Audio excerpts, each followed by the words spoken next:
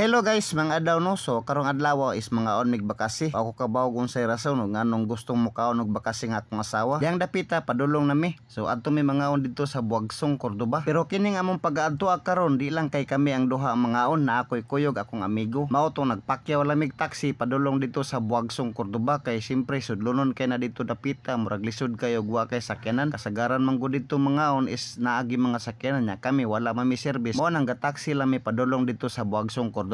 Balik aduha na ning kaon mo dito kay nindot mangud pagkatimpla ang ilahang bakasi dito. Mao nang gabalik-balik mi dito ug mao ning tindahan nga amo ang kaonan diri og bakasi.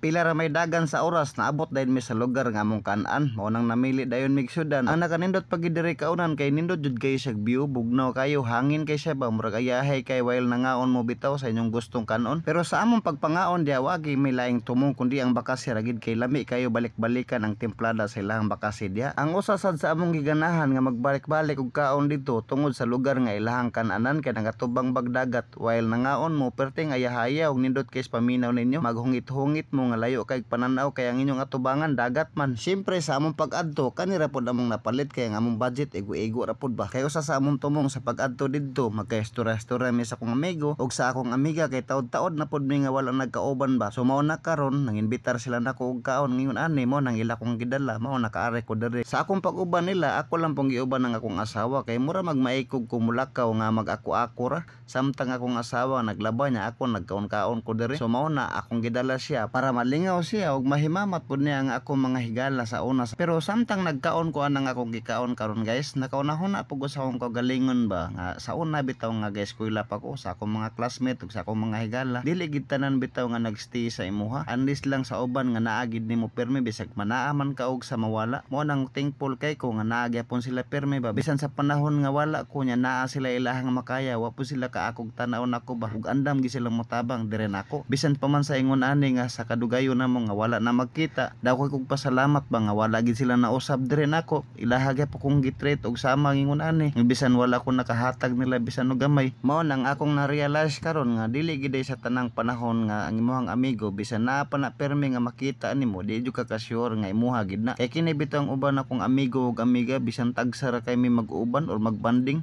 pero ang treatment nila diri nako grabe man kayo. Balik ta sa tong istoryahan nga kining bakasi nga akong gikaon karon.